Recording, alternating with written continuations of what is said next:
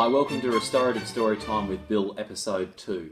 So in the previous episode, we had a look at the second stop on the restorative practices continuum called effective statements and conversations. Today we're going to have a look at the third stop called the individual conference. These case studies are all from my new book, Restorative Practice in Schools. And if you have a look at the link below, you'll see where this book can be purchased. It's a great resource, if I do say so myself, and written by this handsome character on the back. Anyway, enough of that. So, use this case study as a prompt for some questions that I will suggest at the end in groups, in staff meetings, or don't come up with your own questions. Each of the case studies has more than I'll share today. So let's sit back and relax while I share with you the story about the individual conference. The case study is called Rubbish in the Wrong Place. During recess time, Peter, a teacher, notices 6-year-old Steph put a piece of rubbish into the metal cage surrounding an air conditioner unit. Peter had caught Steph doing the same thing yesterday and had asked her then to take her rubbish to the bin, which she had done. Peter feels irritated and considers making Steph walk with him at lunchtime to pick up litter as punishment. Instead, he decides if he can help Steph learn about the effect of her behaviour on others. As soon as Peter approaches Steph, her eyes drop. She knows why Peter's approached.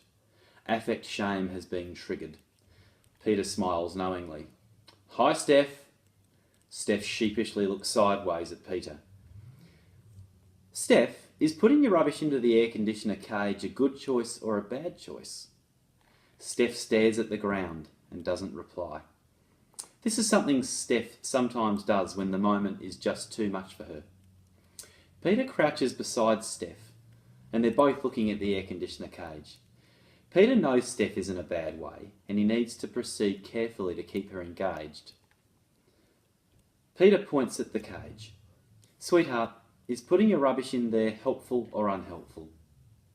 He waits quietly for 3 to 5 seconds, which seems an eternity when talking to a student. Steph then mumbles something. "What was that, Steph?" says Peter. "It was a bad choice," says Steph.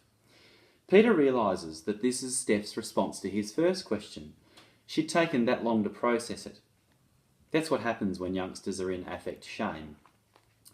Peter gently says, "I think it was a bad choice too, Steph." Steph's eyes shoot up for an instant, then quickly look down again. She's checking Peter's face to see if he looks angry. Peter says, "Don't worry, Steph, I'm not angry. I'm just worried about that mess in the cage." "Steph, who do you think could be upset by seeing all that rubbish in the cage?"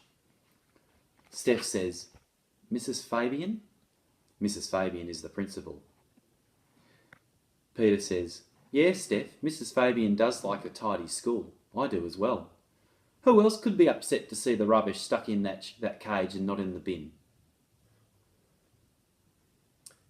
"The man who has to get it out and put it in the bin," replies Steph. "Do you mean Grumpy Joe, the grounds person?" Steph looks up from the cage. "Yeah, him." Peter says, "Steph, at school rubbish goes in the bin, doesn't it?" Steph nods. Peter says, "How do we fix this then?" Without answering, Steph goes and removes her wrapper as well as a few others from the air conditioner cage. Peter, with delight, says, "What a great idea!" He also grabs a few crisp packets and banana peels. They both walk to the bin and deposit the rubbish.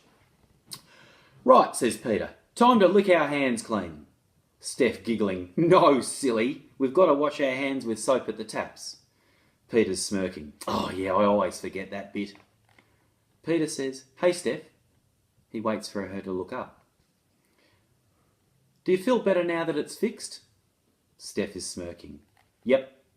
Peter says, "Hey Steph, where's the bin?" Steph points to the bin. Peter says, "Hey Steph, where isn't the bin?" Steph giggles and points at the air conditioner. "Good one, Steph," says Peter. They both wash their hands. The book goes on page 139 to give some what-if type scenarios. I won't read them out to you, but I'm going to pose some questions. So, What about this approach that Peter used do we know is consistent when it comes to best practice with working with students who may have a traumatised background or be suffering trauma currently? Now, Steph may or may not be a student from a traumatised background, but I'd be interested in the conversation. Number 2, what if Peter had just given Steph a less restorative sanction? What if he just said, Steph, you and me, lunchtime, we've got a date picking up 20 pieces of paper? What may have been the outcome? What could have been lost? And number 3, what if Steph had just hit the panic button and run away? She'd done a steady 70 to the other half of the schoolyard, and Pete didn't even get a chance to start talking to her. Should he have chased her down? What are your thoughts? So thanks for tuning in, and I look forward to seeing you for episode 3 of Restorative Storytime with Bill. Have a good day.